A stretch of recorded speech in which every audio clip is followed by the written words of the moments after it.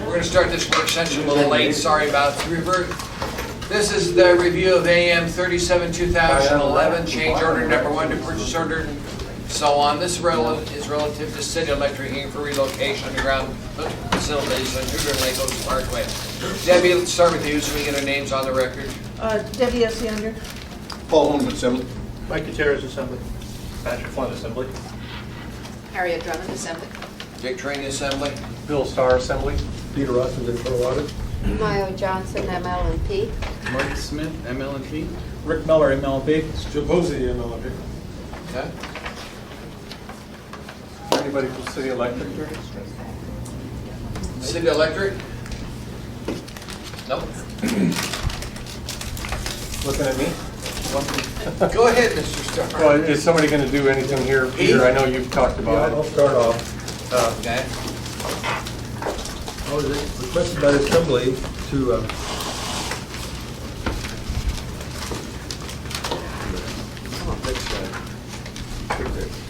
to look at the change order for the Smith contract to see if MLP got overcharged for the excavated and import material. What is the contract? So I'll look through all the records and review everybody. So I'll make a short presentation of what I've done. Thank you, Pete. The change order is made up of these items. The first overtime for $31,500 resulted due to the compressed time frame that they had to do the contract because the state wanted that project finished. The next item was local export for $19,386. That resulted because the city had to move some materials twice. By their own design, it was moved twice, or because the contract required Because they were told by the general contractor to move things, put it here and then move it out. The export amounted to $186,103. And the type to import was pretty small, $8,000, and the type 2A import was another large item, $197,340. Now those dollar amounts are smaller than originally we presented to you because the electric came down in price. Okay. How much did they come down by? Do you remember, Pete? $9.40. 10 cents. 10 cents a ton. Approximately. Because originally what? I'll go through that there. Okay, thank you, Pete. What's important to this review is that the definition in the bid contract of export and import material. So this is how the contract defines export. As personnel, equipment, and tools to remove unusable excavated materials from the job site to a contractor-provided site. And City Electric bid was $62.64 per cubic yard for this amount. The second very important item was import. Again, the contract defined that as personnel, equipment, tools, and materials to obtain, deliver, and install mass type 2 backfill. This was bid at $71.50 originally, and then it was negotiated back down to $62.40 after the original AM came forward.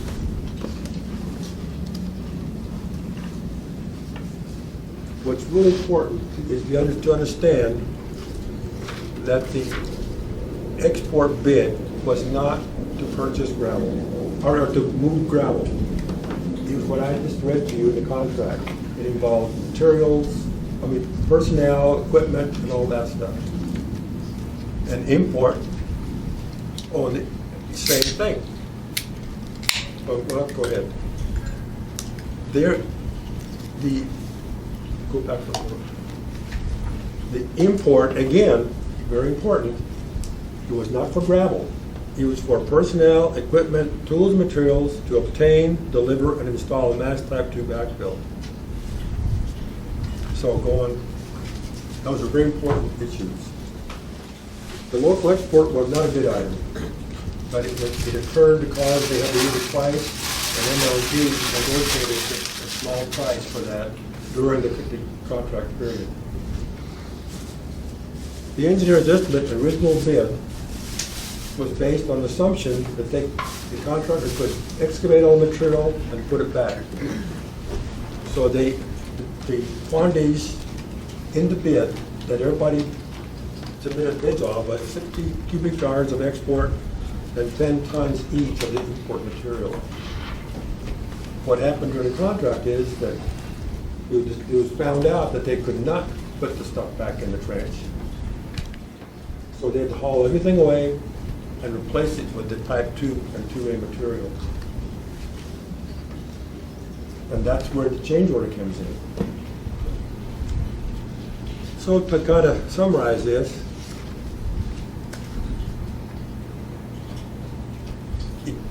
the contractor was not told to buy stuff. They also weren't told or specified what they would have to pay for it. The import was all the things that are into you. So it's very hard to segregate what the gravel cost, or what it should have cost. It didn't matter in this contract. Also, the contract didn't specify what they do with this stuff. They just said get rid of it. So maybe they use it for something else.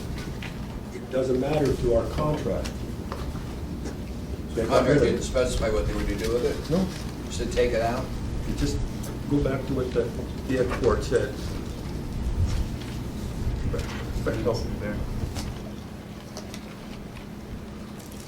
To remove unusable material from a job site to a contractor provided site.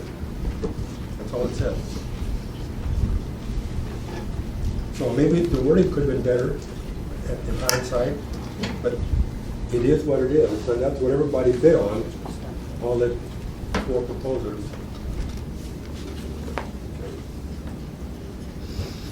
So, based on all the records I reviewed certified payrolls, I reviewed daily inspection reports, I reviewed, I had MLP do an engineer's computation on trench depth and length. The change order is reasonable. It's the material that was taken out and the material that was put back in. So I can't see where we cannot not pay it. So Question now for assembly MLP, we members. keep asking questions, but MLP's got another presentation up to me. Okay. You got a presentation too? Yes, we do. Okay, we'll wait for the questions till you're done with yours. Sorry.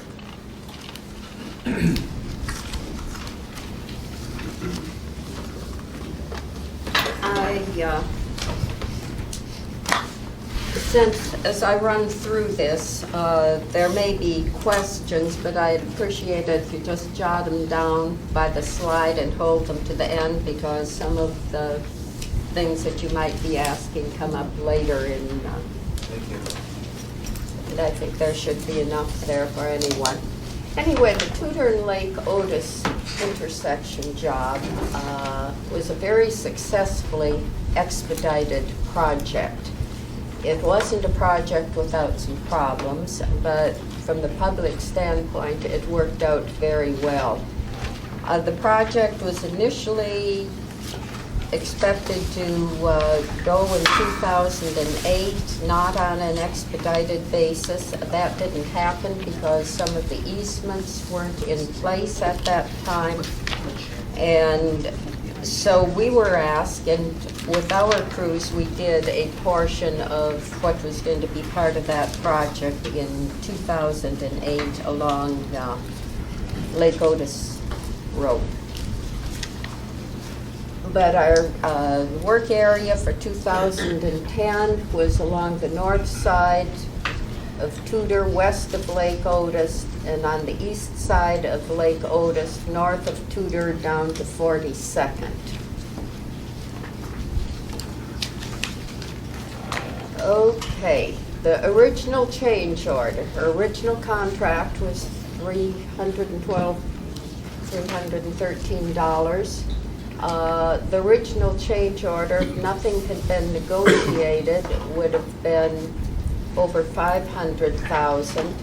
Then we negotiated with City Electric to create a new unit for local export. There was just one export unit, and we had expected to be able to trench along the road, store our soils along the trench and backfill.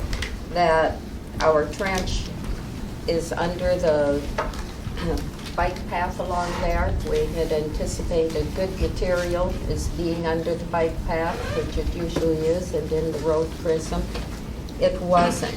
Then because a traffic lane was being kept open, we couldn't store our soils in the traffic lane. And they said, okay, move it over here on the side. It was kind of around the way by Robin Hood's barn, the way the trucks had to move with the traffic flow, but they were told to stockpile it on the site. We didn't know that it was going to have to be moved again at that point, and that was DOT's contractor.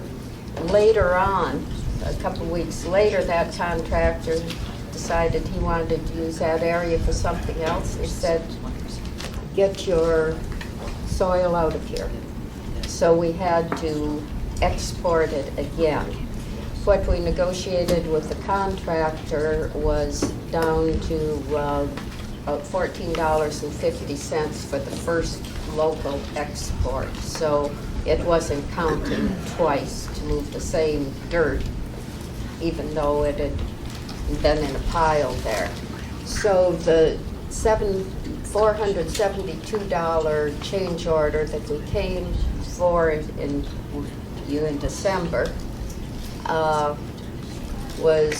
had that negotiation in. Since then, in January, we have also further reduced the negotiation about another $30,000. Our assumptions for this project, we had written our agreement and had anticipated 74 days to do this job. We did it in less than 30 days. And there were a lot of contractors out there, all kind of crawling over each other, but it worked. And our normal assumptions are we're the deepest wire utility, and we install our facilities before the other utilities, and the general contractor begins work. We would use a traffic lane to store our soils during the trenching, and we would not be required to use classified soils. When we had done work on Lake Otis in 2008, we hadn't been required to do classified soils, and we didn't know that we would be required at the time the job was underway. But our assumptions were wrong. We had to do this with concurrent project construction.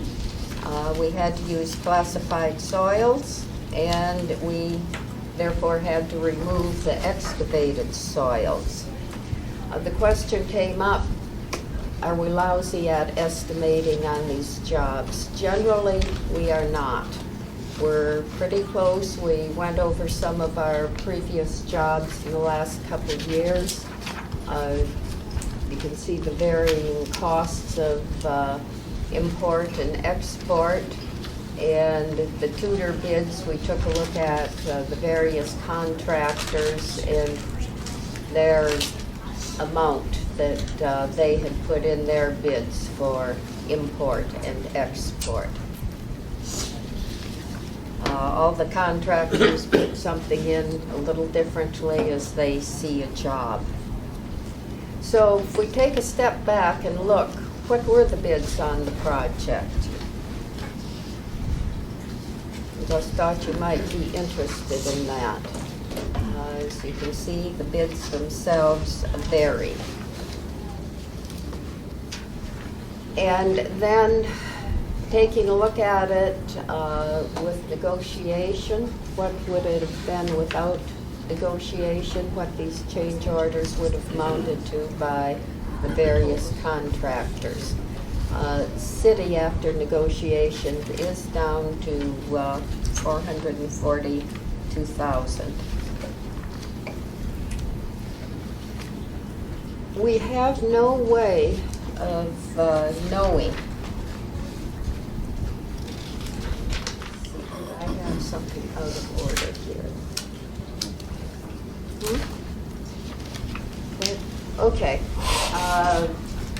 We don't have any way of knowing if other bidders would have negotiated with us. They were under no obligation to negotiate, and this is what the total costs would have been if they had been unwilling to negotiate. However, city's change order, we did put in that and lower it by that, but the others are non-negotiated prices.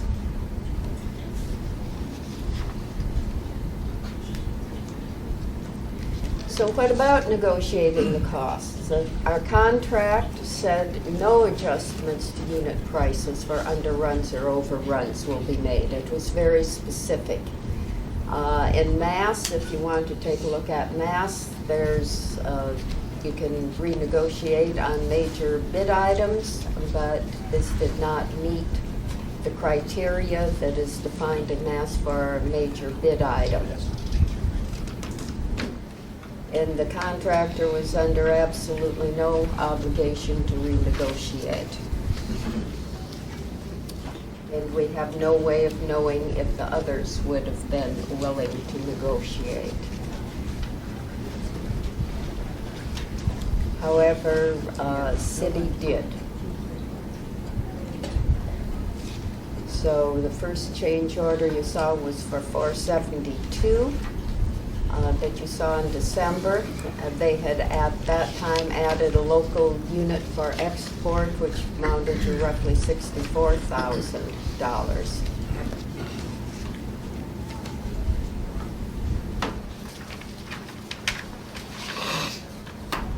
In January, they further reduced by close to another $30,000 the amount of their change order, which will be coming before you again, and we're discussing now.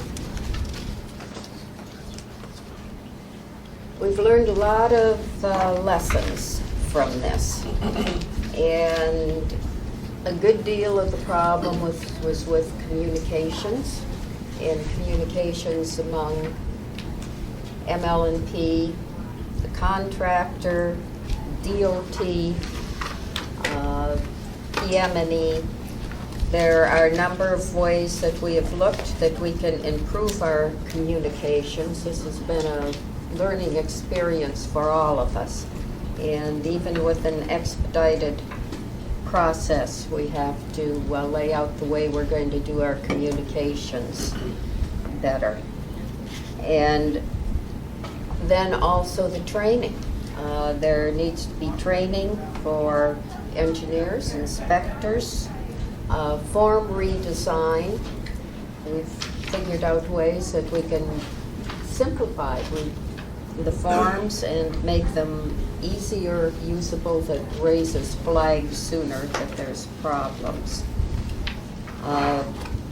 ML&P is going to participate with Public Works. They do a training on mass every 2 or 3 years, and we are going to be invited to that in the future. In the meantime, they have a DVD where we can get some training on that at ML&P. We're going to borrow that. The contract verbiage is something we're going to have to take a hard look at. We're going to have to get purchasing involved. And again, not only ML&P, but PM&E will be taking a look at their contract language.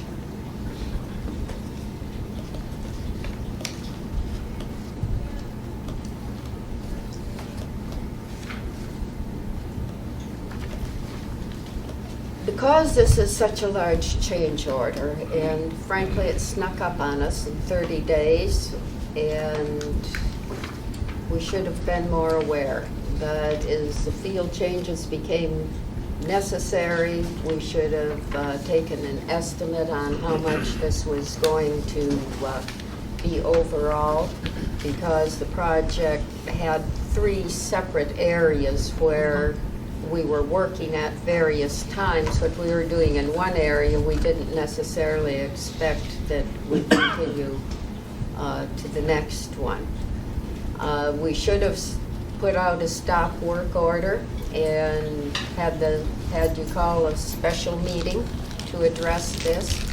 Now, realizing that, of course, stop work orders are expensive and disruptive, you're not only paying people to stand by, but you can have penalties you're paying as well. So we need to expedite things in the future with the assembly, very definitely. And there may be some other way you want to handle it, but that's the way at Title VII as it is now, what we should have done. And we will do this in the future. We've learned some hard lessons here. So, Thank you, ma'am. Debbie? When you prepare contracts for bid, do you have oversight by either the purchasing department or the municipal purchasing department and an attorney? yes, we do. Your They are attorney or the reviewed. city attorney? The municipal attorney reviews them. All right, and the contracts went through the purchasing department, you don't do them yourselves? No, we don't do them ourselves. We submit them to purchasing, and purchasing handles all of that. Okay, what was the engineer's estimate? You didn't put that up there. You put the bids, but you didn't put the engineer's estimate. 40 cubic feet. No, I The meant total? the whole total, because there was a wide variance there, Yes, was- there which was. raises flags. It was right around $310,000. Okay, so the low bid was pretty similar to the engineer's estimate. Yeah.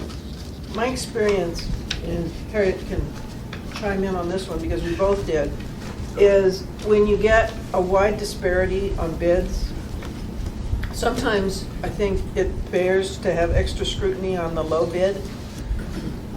Because at least anecdotally, low bidders sometimes do low bids and then do change orders.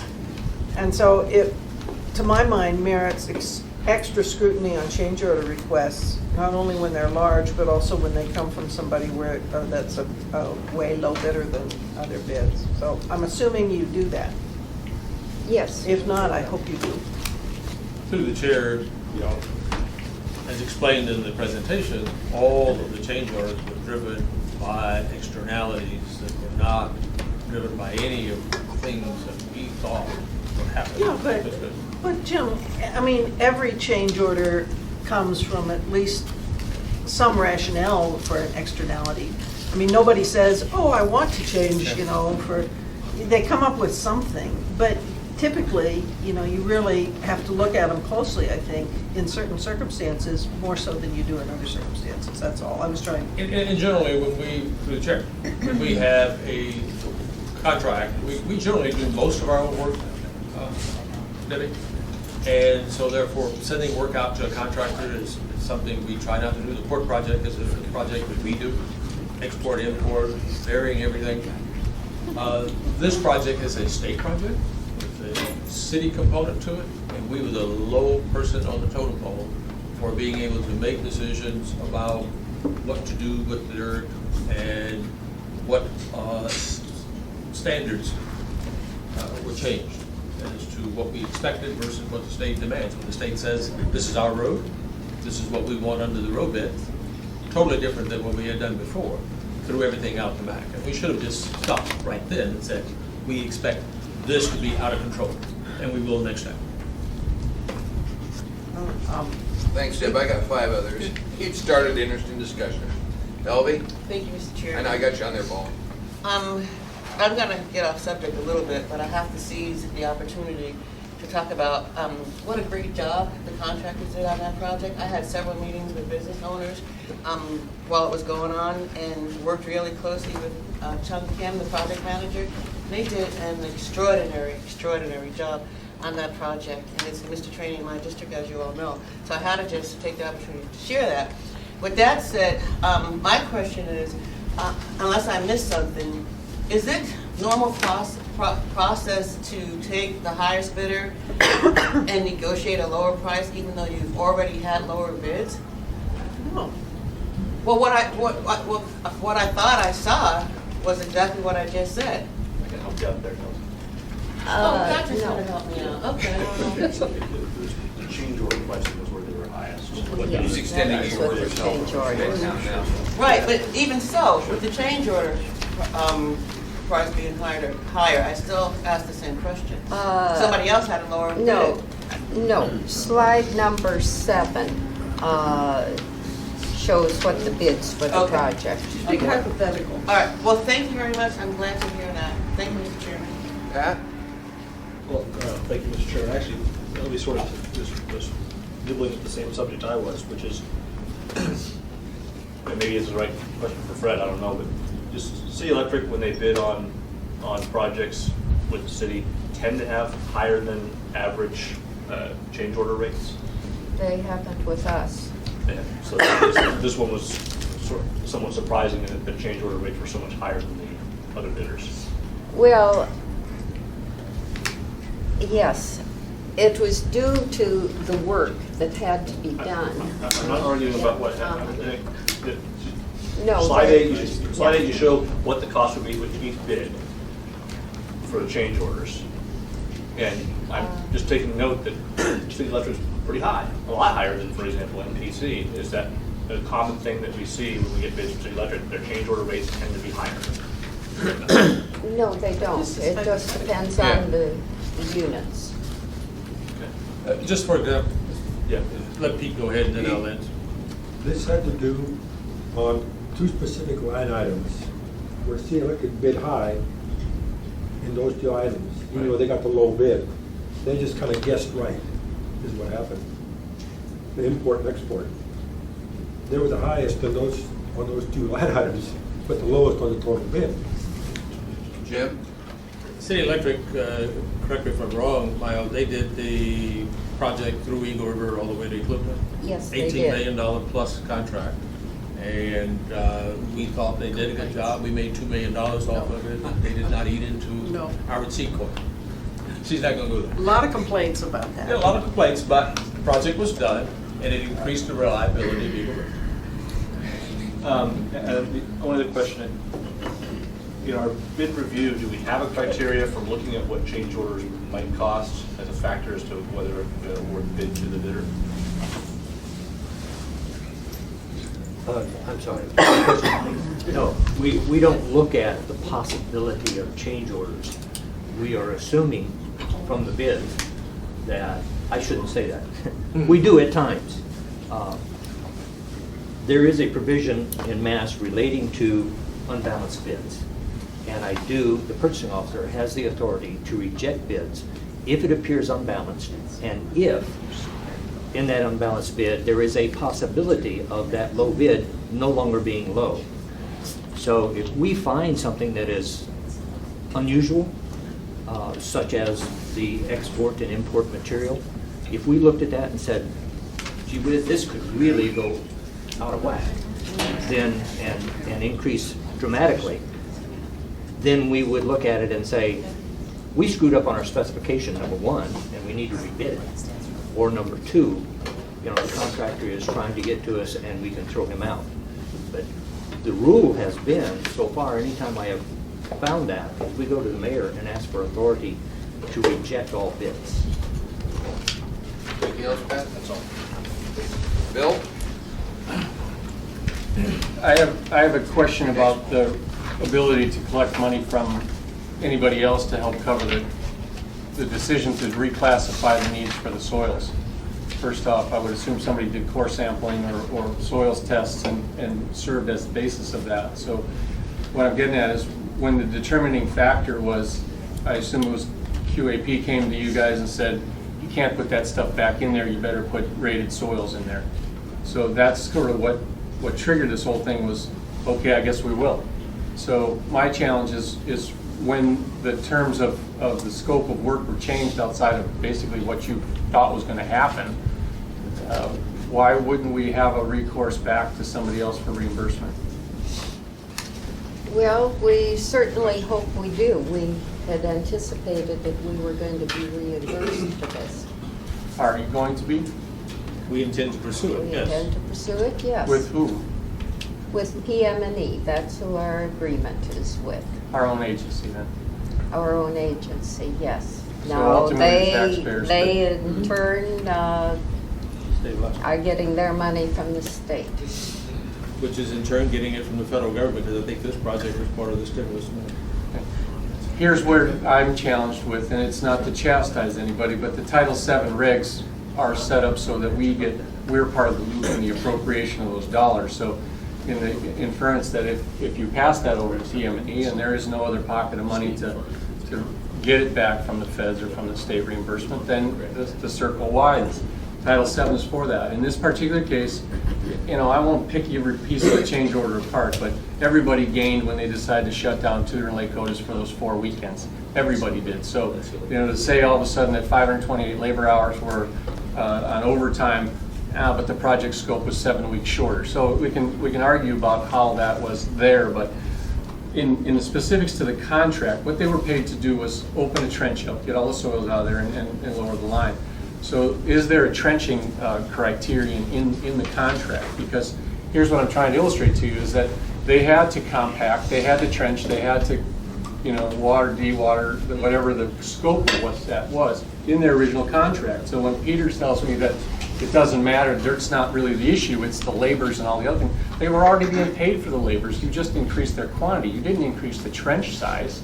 So why, it seems to me that we're paying for the labor to compact and trench in the original 312 bid, go back to that slide, that's what we told them to do. And now we've expanded the scope of the material. It doesn't matter what soils you're compacting, you're still compacting the trench.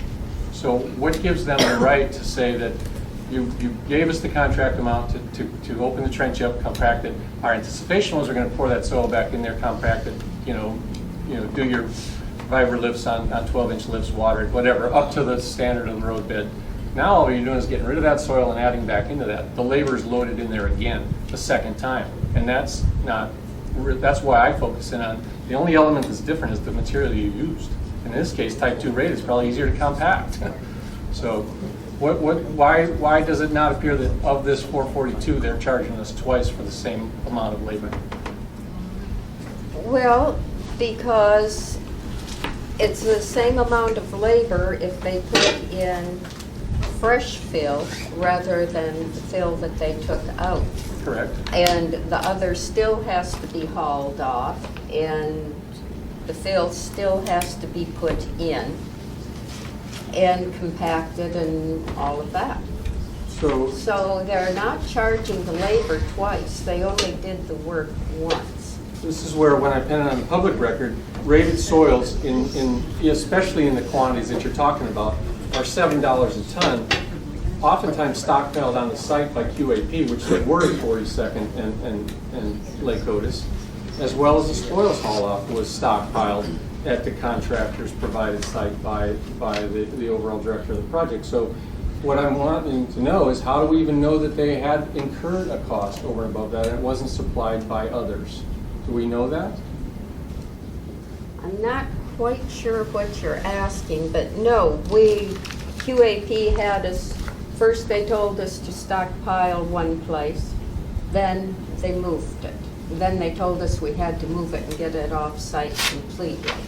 Which was, and this is why I wanted City Electric to be there, or my request to the municipal manager was Bobby Lucanis that managed for QAP and had the overall, he's probably the one that said classified soils, he's probably the one that said get it off the corner of that. It was not Bobby that said classified soils, it was Chong Ken, the DOT person that was overseeing the project. Probably through Bobby, who did City Electric sub to the QAP folks for the dirt and materials haul off? No, City Electric hauled off all their own dirt. Do we know that? Yes. Where's the dump tickets? We have truck counts counting the truckloads that they hauled off, and there's truck inventories. Each truck of those had a number associated So with there's it. weight tickets that show the imports as well? No, not weight tickets, because that was all picked up from the stockpiles that QAP had on site. Right. And which is my point is, did they pay for that material or did QAP give it to us? They were the primary contractor to build the road base up. This is why it doesn't make any sense that they said do it. If they did it and they provided us the soils, if they said use classified soils, there's a whole pile of it over there, go get it. That doesn't relate into a 442 charge. $442,000. That does not do that. Not for a truck haul that's basically in a closed intersection. And if I had the aerial map, they went, I would say, about 50 yards, maybe 70 yards to their trench. That's not a $55 an hour or $55 an hour ton rate. No, but they couldn't go directly to their trench. Construction traffic was strictly regulated, and it was a longer haul from there. But 500 yards doesn't contract- justify it. It was a closed system over there, folks. They didn't drive to the QAP plant. They didn't go to AS&G for their imports and their exports. And again, my point is on the classified nature of the decision. Somebody else told us to do that. That wasn't what we found out at our way. So, you know, the fight ought to be with City Electric just saying, okay, we'll do what we're told. We're paying the bills on that. When that decision should have been made, City Electric has some responsibility to say, nope, you're changing the scope of our work. I'm not doing it. And let us have the fight then. To bring it to us 6 months later, we can't put a dog in the fight. And with City Electric not being here to defend how they negotiated with DOT or QAP, you know, this is still the point that it just does not make any sense. Fred, was there trenching labors? Was there, you say there was no, or Peter maybe is a better question. You said there was no specific language for imports. Was there a definition of trench work or trenching or all the scope of work? Separate line item in the contract. Right, so that's where the labor's piled up into with the trenching, the compacting, the watering, dewatering, all of that. So am I correct in saying that we're paying them the $312,000 to do that? That's what that was? Unfortunately, that's how they wrote the contract, that's how everybody bid on it. And I think technically that once that goes out, everybody bids, you might want to go back and change that without. But the bid only had 40 cubic yards of import material associated with it. So that's what everybody bid on. That's what we thought we were going to pay for. And so I understand how well, that's why we're here, is because we're talking about the fact that it changed. But no matter who did the work, or who got the contract, the end result is the same. It was a different dollar amount, but it still would have to export and import. You would never see a labor installed trench quantity amount at $54 or $62 a cubic yard. Not for that kind of quantity. That's why the bid was flawed to begin with. No, but the point is, are we paying our labor twice? The trench, primary, the item in the contract on trench, and the bids came in for $57.25 per linear foot, down to $9.75. And that's what we paid in the $312. And now they're saying, But that was a change order. That came in right on target. And the sand bedding trench, 40 cubic yards, that varied from $82 a cubic yard down to $62. Again, there was no overrun on that. That came in as bid, so. No other questions, but I don't think the issue's been resolved, sir. So to answer your question, I don't know that. I got two more, then I'll come back. Okay. Bill, I think you're right. The contract would have been better written, but once it was awarded, that's what it is. Well, and I'll just end it, that they basically have to charge us for legitimate services tendered in a change order, and I'm not sure we got, there's no sense, they didn't compact that trench twice, they didn't incur additional labors, they didn't mow twice, they didn't bring in any different type of equipment, they just said, get rid of the soils and replace them with this. Somebody else did that to us, by the way, not the choice. And We didn't so, spec it out that way. why can't it just be a fight between City Electric and Read about that. and DOT? That's all. Paul? Well, good points, and while I agree, I think there's an unanswered question there on the fill part, because it sounds as if they took it from a stockpile, and again, was that something that City Electric had to reimburse to QAP? I don't know if I'm addressing these two, but I don't know if that question was asked. You know, how did they negotiate that rate for their rate? But given it, be it as it may, I saw an earlier slide, and I don't know which one it is, but the one where you listed the different projects, the dollar amounts that were fairly accurate all right ago. Cost of export at $34.89 and cost of import varying from 21 to 80. I'm guessing is, as I see it earlier, 66, 27.40 to 66 and 47. So, you know, the exporting to me looks like it's significantly higher. And I don't know what that rate is based on. Is there an assumption there? Is there an actual? Because, without trip tickets, it says we removed, how many dump trucks are we talking about? I know what a yard of fill looks like. I've had several yards poured in my backyard when I was doing a driveway there. But what are we talking about here as far as the difference? Why are we seeing a $27.40 up from $8 to $30.49 to the top to $66? Is it the difference in years that these projects were done? Well, it varies by the project, what the bidders think that it's going to be. And we just gave you a range of what we're seeing in unit prices for these two unit items. And you can see what it varied with down here on Tudor and Lake Otis. And to me, the obvious that sticks out, and I know Pete's got his hand raised here, we got triple the cost on the low end for exporting and just not quite double the cost at the high end for exporting. And I'm just curious as to what Well, on Tudor Lake Otis, the export ranged from, there was $27.40 for the low, then it skipped to $54.05, then $62.64, and then $66.79. Here's the same thing happened with the Merrill Fuel Leachate collection system years ago. When the contractor, who was Spernak at the time, got the contract, and I had audited that one also. And I interviewed Spernak. He told me, he said, all of us contractors look at the bid, look at the estimated quantities, we try to second guess where we can make money and where we can lose. He said, in that case, he said the engineer's estimate on contaminated soils, in his opinion, was too low because this was at the base of a landfill. So he bid that one really high. Then there were some other quantities, I think sheet piling, he said, I don't think we're going to need that much. Keep it really low. This is this unbalanced bid thing that talks about. He was low bid. He got the contract, then it was a change order that was bigger than this. And everybody came unglued, and Spernak said, I don't understand, because last year I got the contract at the port, but the road into port. And I underestimated something, I lost my shirt. No one on the summit came in and said, oh my God, we underpaid the poor guy. He said, it's like a gamble that we take. And apparently in this case, C Electric, for some reason, thought, those are awfully low engineer's estimates in that particular construction zone. And I guess they were right. So they got the low bid, they were the highest on the import-export categories, and there was a change order that happened. So, I guess, and I'm really satisfied with the fact that, and I appreciate that you guys have decided that MLP you're going to do a lot more in the area of comms, the training, and of course the contract verbiage. And certainly I'm thankful that you acknowledge the Title VII issues and the complexities if there were stop orders and things of that nature.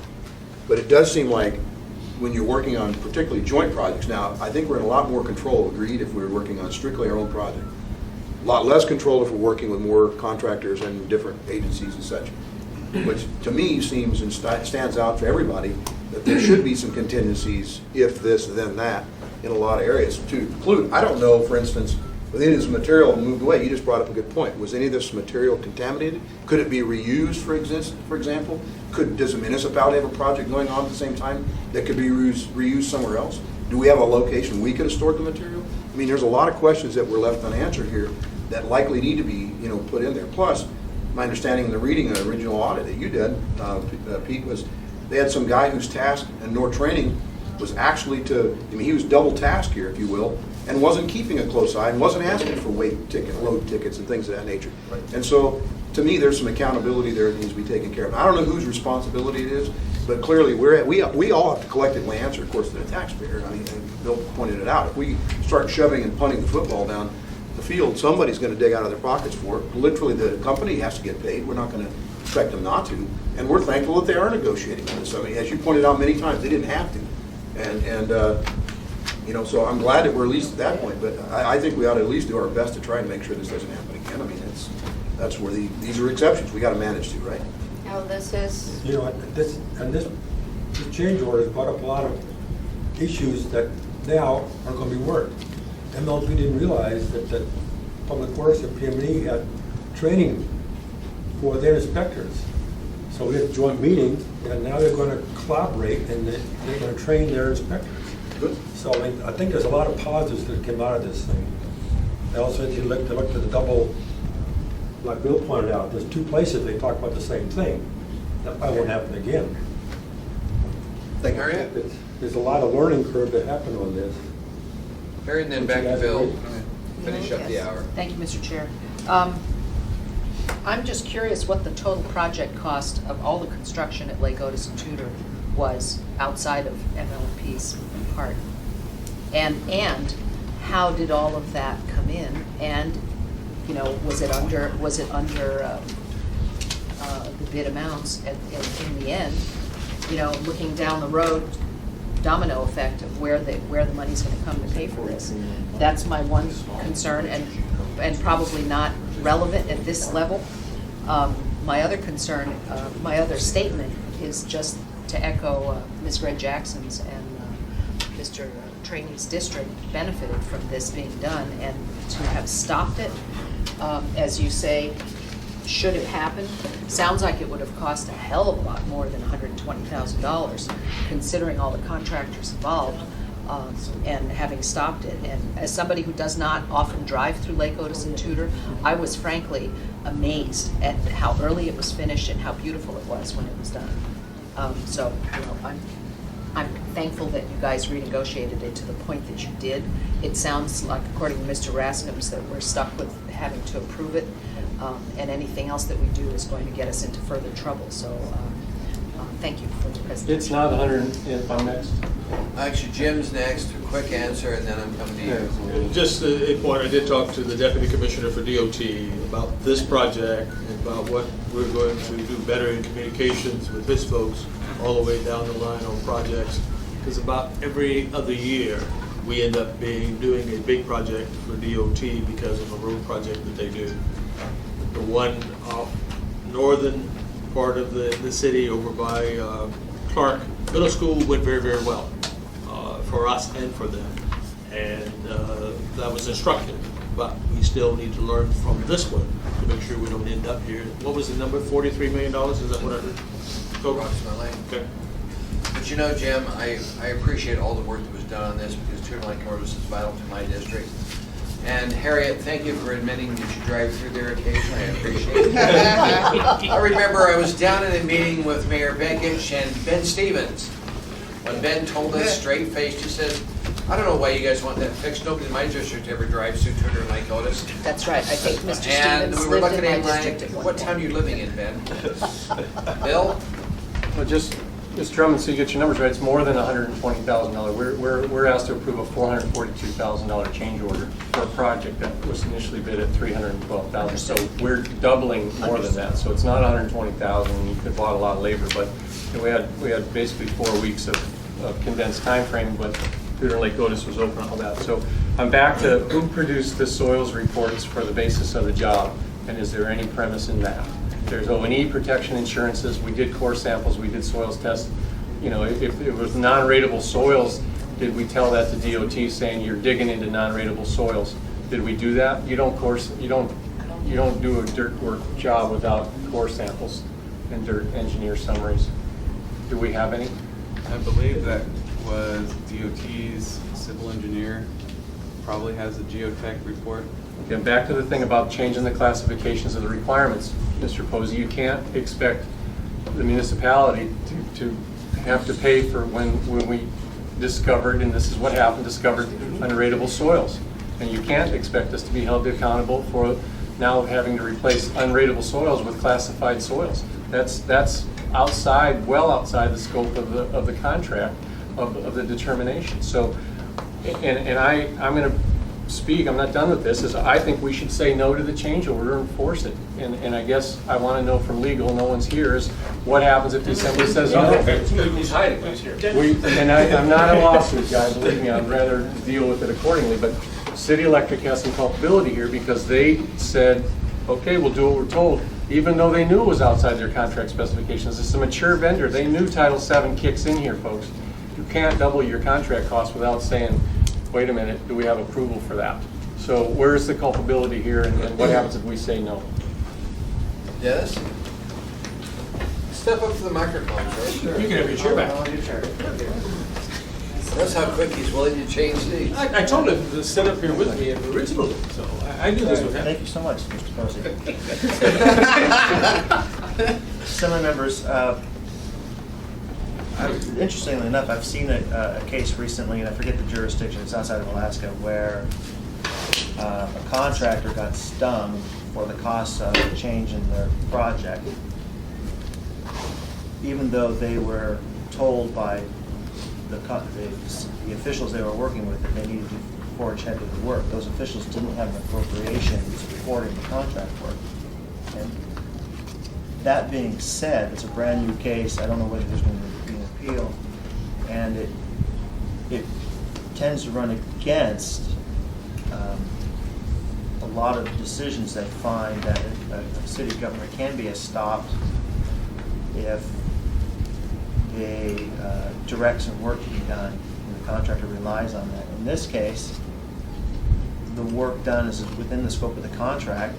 There's no question. Yeah, but DOT told them to change it, not the ML, not the people they contracted with, Dennis. That's the difference here. City Electric took orders from DOT to do it.